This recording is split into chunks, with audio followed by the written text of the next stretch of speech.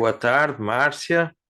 Uma vez mais estamos com Márcia Baena, vice-presidente de Gente e Pessoas do Burger King do Brasil. É uma honra e um privilégio tê-la aqui conosco. Nós estamos no segundo episódio da rúbrica 30 Minutos com Pedro Martins e vamos dar continuidade exatamente à conversa que estávamos tendo com a Márcia sobre temas tão importantes sobre a gestão de pessoas contemporânea. Márcia, você levou-nos para um outro tema que eu acho da maior importância, que é a questão das lideranças, não é? De facto, nós hoje vivemos um momento até um pouco paradoxal, porque acho que nas universidades isso é visível, há mais mulheres do que homens estudando hoje nos bancos da universidade, coisa que não era uma realidade aqui há 25, 30 anos atrás, não é? E mesmo nas empresas, dependendo também do tipo de negócio, muitas empresas têm muitas mulheres em cargos executivos, não é? Porém, a liderança ainda não tem a mesma representatividade, digamos assim. Como é que você acha que nós podemos contribuir para essa maior equidade dentro das lideranças? Na sua opinião, o caminho é acentuar as características da liderança feminina e masculina ou, pelo contrário, homogeneizar esses modelos de liderança, não é? Eu conheço, enfim, muitos homens têm uma liderança marcadamente feminina e muitas mulheres têm uma liderança marcadamente masculina, portanto não tem a ver com o sexo das pessoas, mas mais com a característica de liderança, mais acentuada na influência, mais acentuada numa certa centralização de poder, etc. Mas qual é a sua visão para nós termos uma liderança mais equitativa entre homens e mulheres? Olha, eu gosto muito desse comentário que você fez, né, que você conhece muitos homens, né, com características de liderança feminina e muitas mulheres com características de liderança masculina, porque, de fato é isso, né, a liderança feminina ou masculina, ela não tem uma relação com o gênero, né, é um estilo mesmo de liderança, né. E eu acho, assim, que eu tenho uma convicção de que cada vez mais as lideranças, elas vão precisar navegar nos 2 mundos. A tal da ambidestria, da empresa ambidestra, da liderança ambidestra, do profissional ambidestro. O mundo tem ficado mais complexo, né? E quando a gente fala de diversidade, e aí, de novo, independente, não vamos, quando a gente pensa em diversidade, não vamos pensar só em gênero, só em raça, orientação sexual, vamos pensar até em modelo mental, né? Assim, as pessoas têm histórias de vidas diferentes. Então, elas vão demandar estilos de liderança diferentes. A gente vai precisar ter um ferramental mais elaborado. Não adianta a gente querer ter aquela única receita de bolo, porque as pessoas não são iguais, né? Então, eu costumo dizer assim que a liderança, eu acho que a gente está num momento aonde é um, é um privilégio você liderar, porque você tem o privilégio de liderar gerações diferentes, você tem o privilégio de liderar pessoas com características distintas. Então, ao mesmo tempo que talvez seja o melhor momento para ser liderança no mundo, também é um dos momentos mais desafiadores, porque tem muitas perguntas sem resposta, porque é exigido um comportamento de liderança que é muito também diferente do que se exigia no passado, né. Agora, eu acredito que a importância de você ter as diversas ferramentas é que as características da liderança feminina relacionadas ao cuidado, para mim é um caminho sem volta. Eu não acho que as pessoas vão aceitar mais, porque elas estão cada vez mais críticas, estarem com líderes, independente do gênero desse líder, independente da raça desse líder, independente do que quer que seja, com líderes que não tenham empatia, com líderes que não são capazes de demonstrar suas próprias vulnerabilidades, com líderes que não sejam capazes de escutar, de admitir erros. E, e, e essas coisas, elas são formas de cuidado, né? O cuidar aqui não é aquela coisa assim, eu vou passar a mão na cabeça do colaborador, eu vou passar a mão na cabeça do meu time. Não, não é isso. O cuidar é a energia para ouvir o que aquela pessoa tá querendo me dizer, né? É a energia para poder estar com ela naquele momento presente ali, removendo barreiras que às vezes ela precisa ser removida, orientando em alguma coisa. Então, nesse sentido, eu acho que é um caminho sem volta. Assim,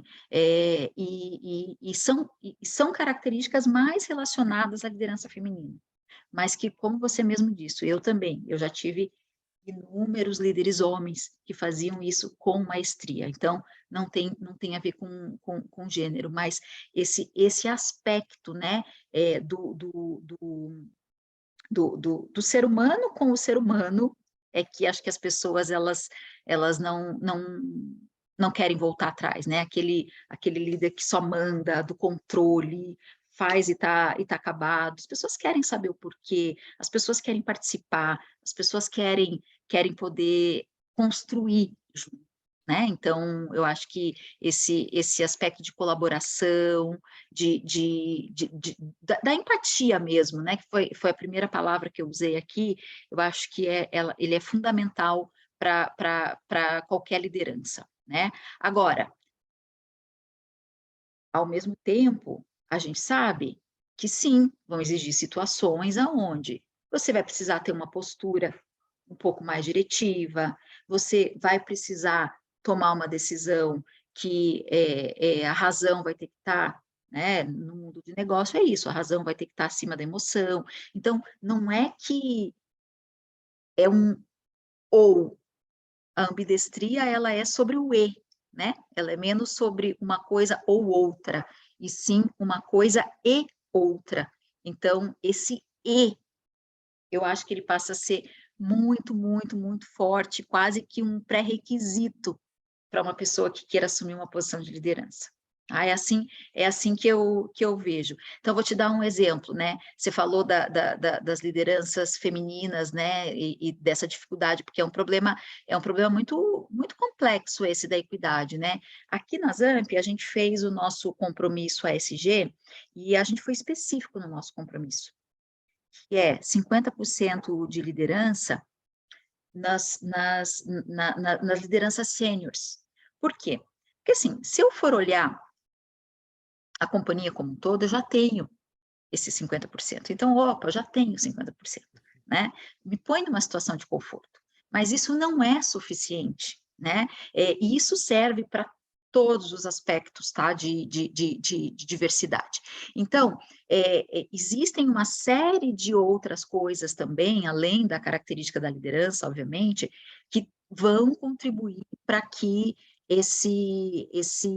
essa equidade aconteça com mais força e que a gente tenha de fato, a diversidade nas grandes posições de liderança, né? Então, eu contei lá no CONAR a campanha que a gente fez de equidade, junto com uma série de números que nós utilizamos para poder trabalhar viés inconsciente, porque o viés inconsciente existe, né? Existe nas empresas e a gente precisa trabalhar com ele.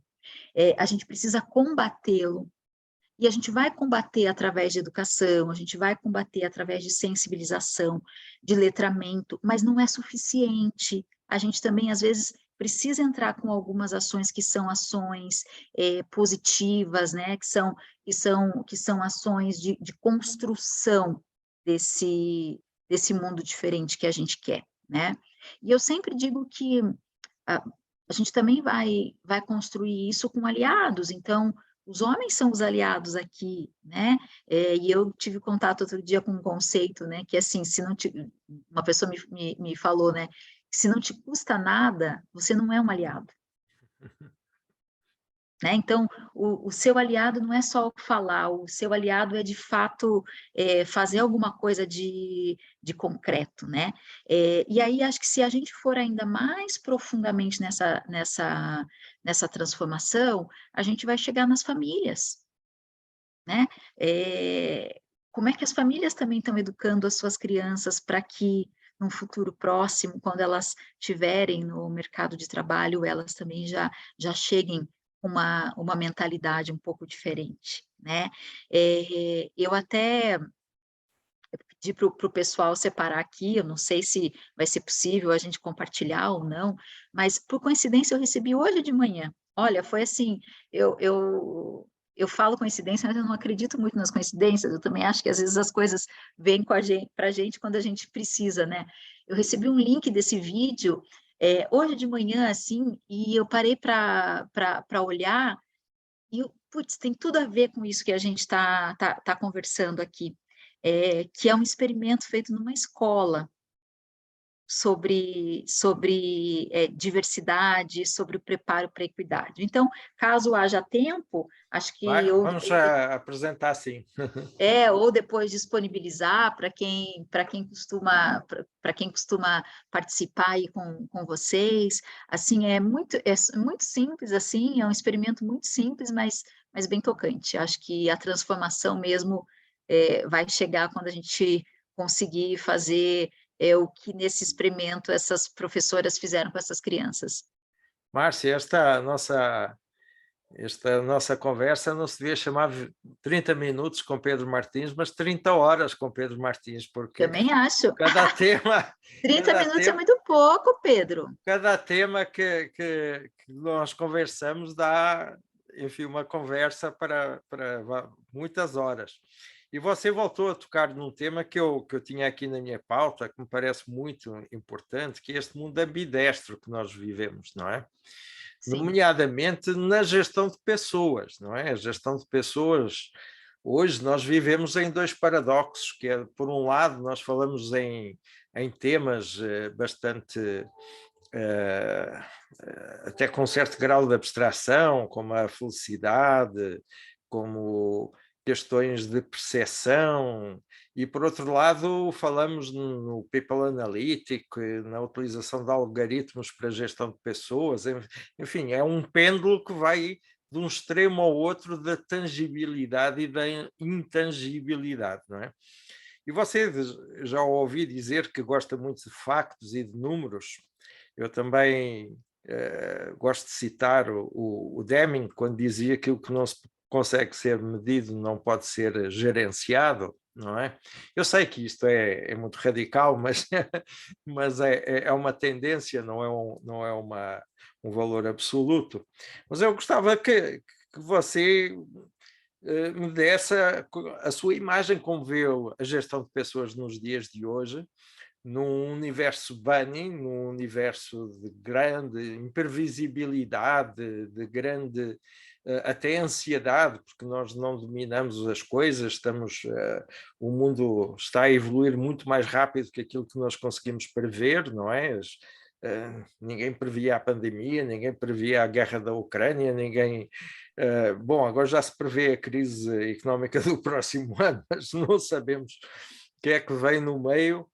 E você falou da questão da liderança ambidestra, que é saber lidar com várias tendências diferentes ao mesmo tempo, e também como é que o RH se situa neste pêndulo do extremo, do extremo, digamos assim, rigor da tangibilidade. Eu tenho uma empresa nos Estados Unidos que todos os business partners têm doutoramento em matemática, que eu acho exagero, mas é uma tendência, não é?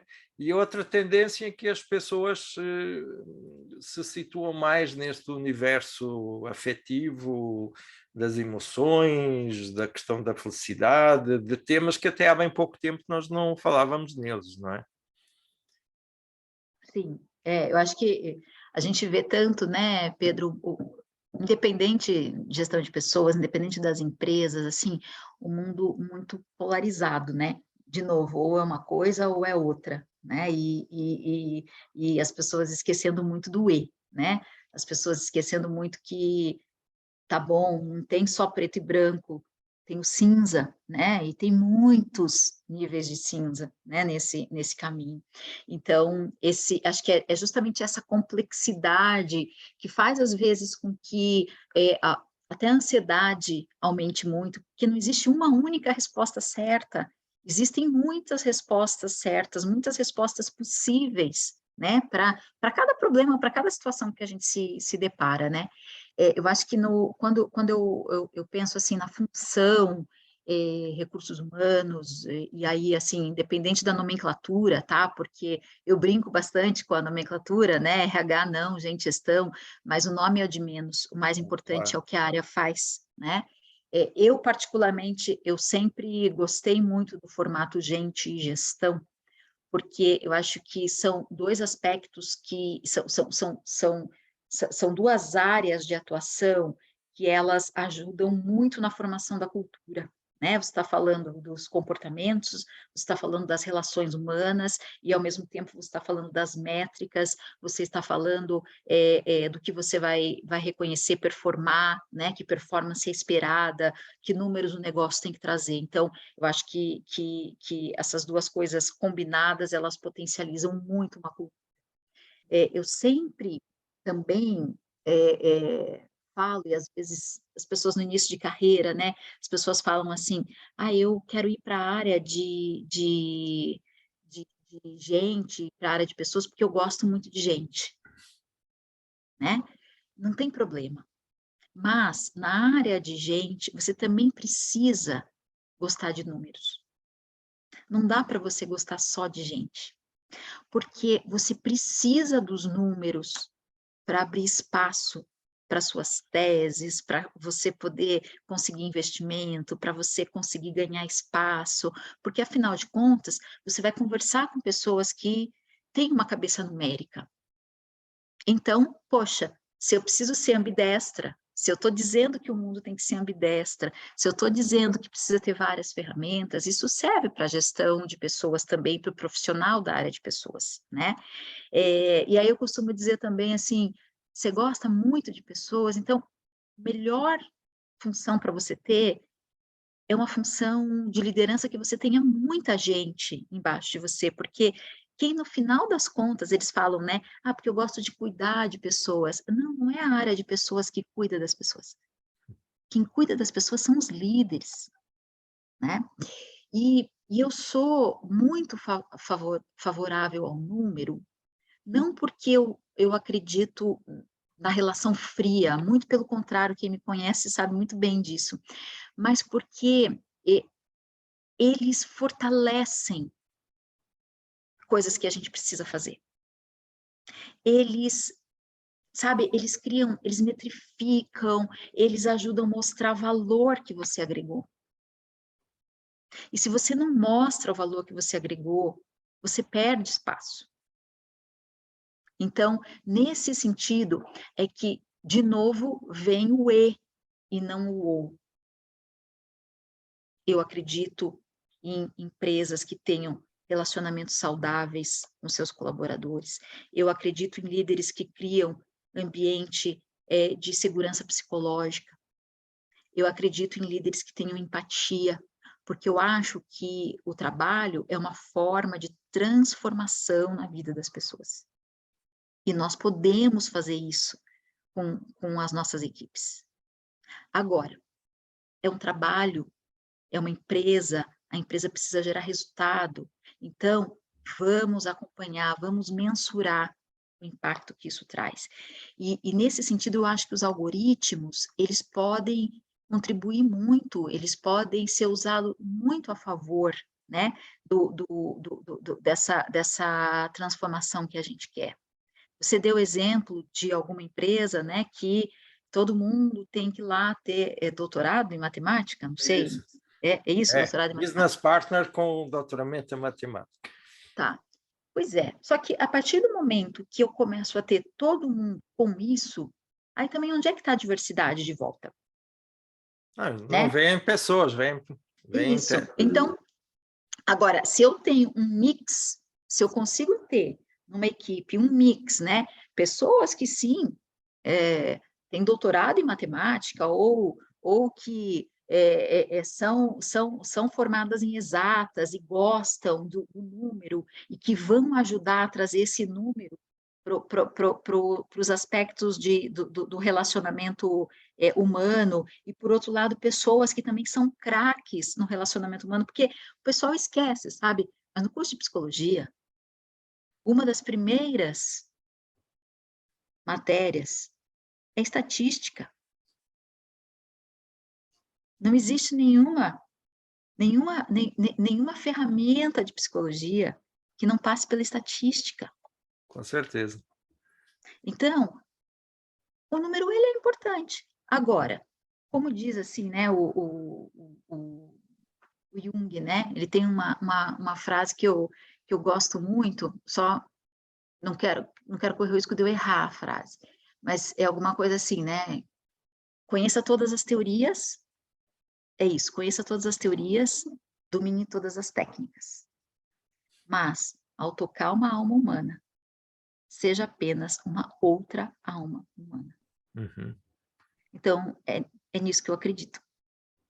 Não, é uma excelente colocação. Sabe que estava falando isso, eu estava recordando uma conversa que tive há pouco tempo com a minha filha mais nova, que é médica, e ela dizia mais ou menos o mesmo. Quando tem um paciente, um caso que parece um pouco mais grave, ela pede todo o tipo de exames médicos, a ressonância, exame ao sangue, raio-x, tudo e mais alguma coisa. Mas no final, o prognóstico que ela vai dar é baseado na conversa que vai ter com o paciente. Porque muitas vezes vem o dado métrico, não é? Muito, digamos assim, desumanizado, mas que ela vê que, por alguma razão aparentemente subjetiva, aquilo Uhum, não indica a melhor terapia para aquela pessoa específica, não é? Então, no final, é aquilo que eles chamam em medicina o exame clínico, que é a conversa com o paciente, que é determinante. Tudo o uhum, resto é um apoio precioso para a tomada de decisão, mas a tomada de decisão não é feita em cima do número cru, não é? É feita exato. em cima dessa percepção que também só a experiência é que nos dá, não é? A maturidade é que nos dá, e que naturalmente tem em consideração essas métricas, mas não são métricas absolutas. Bom, como eu falei com você, devíamos ter aqui 30 horas, não 30 minutos, mas eu gostava que nos deixasse uma mensagem final aos nossos assistentes. Acredito que vamos ter um pouco de tudo, desde profissionais mais maduros a profissionais de gestão de pessoas que estão em início de carreira, e para nós que já vivemos algumas experiências, digamos assim, na gestão de pessoas, na transformação das organizações, etc., eu acho que o momento que estamos a viver é realmente espetacular, não é? Único. Uhum. Tenho um cliente que ele se aposentou recentemente e ele pediu para trabalhar mais 2 anos sem ter qualquer salário, porque ele já tinha direito à aposentadoria completa, só pelo prazer que o RH lhe estava a dar atualmente, não é? E dizia ele o seguinte: eu antes me sentia um cachorro poderoso, um pitbull. Eu mordia em toda a gente, eu mordia no sindicato, eu mordia nos gestores, eu mordia nos empregados. Hoje eu me sinto um cachorro tão ou mais poderoso que antes, mas hoje é um São Bernardo, aquele cachorro que salva as pessoas na montanha, Adorei. que tira as pessoas das avalanches de neve, etc. Eu achei brilhante esta definição do RH passar do Pitbull para São Bernardo, não é? Mas deixe-nos, por favor, com a sua experiência e conhecimento magnífico, uma frase final que seja inspiradora para os nossos assistentes. Bom, primeiro que eu gostei muito aí da analogia desse seu colega, né? Porque eu acho que, em outras palavras, acho que ele está fazendo uma analogia, assim, do poder da soft skill, que Uhum, por tanto tempo foi renegada, assim, para segundo plano, né, até o nome não ajuda, soft, né, uhum, soft skill, né, eu não gosto de chamá-la de soft skill, para mim ela é o core skill ou power skill, né, uhum. e é isso que as empresas, que as lideranças estão sendo demandadas. E por isso que acho que as pessoas, em parte, sofrem, porque a gente é pouco treinado nisso, né? A gente é pouco estimulado para trabalhar isso. Então, eu queria dizer, assim, para as pessoas, e acho que você vai concordar comigo, principalmente aqueles que estão começando aí as suas carreiras e as suas jornadas, é, é uma jornada, e talvez uma jornada sem linha de chegada. Porque, assim, você vence algumas coisas, vem outros desafios, né. Então, quando a gente fala de cultura, de organização, quando a gente fala de transformação, é uma jornada. Então, que vocês estejam preparados para essa jornada. E para essa jornada tem uma companheira que vocês têm que colocar na bagagem. E essa companheira para mim é a coragem. Eu acho que a coragem, ela é a mãe de todas as powers ou soft skills, porque ela que vai te permitir dizer eu não sei, ela que vai permitir você tomar um risco, ela que vai permitir você mudar, testar alguma coisa, ela que vai permitir também você trabalhar sua resiliência, porque você vai querer ir mais adiante, né. Então, que vocês lembrem que vocês estão numa jornada longa, que a coragem seja a sua principal companhia, né, que vocês tenham a coragem, assim, para fazer a coisa certa, seja no trabalho, seja na vida, porque o nosso poder de influência, ele é muito maior do que a gente pensa. Mas a gente para isso, a gente tem que ter a coragem de testar. Então, acho que essa é a minha mensagem, assim, né, jornada com coragem. Essa é o recado que eu queria deixar aí como recado final. É excelente, Márcia. Uma vez mais, obrigadíssimo. Você não imagina, foi um prazer, uma honra estar hoje com você aqui nesta nossa conversa. E permita-me uma brincadeira de jogo de palavras que eu sei que você já usou. Quero parabenizá-la por transformar a sua empresa e, no fundo, transformar este mundo num ecossistema de oportunidades, brincando com, Exato, brincando com o nome do lanche da Burger King. é Márcia, isso mesmo, a gente espero, brinca muito com oportunidade. Puxa, que legal, legal você trazer isso, obrigada. espero que nos encontremos em breve, mas não seja no próximo Condar. Grande Tá prazer. bom, prazer foi todo meu. Obrigado. Hein? Obrigada.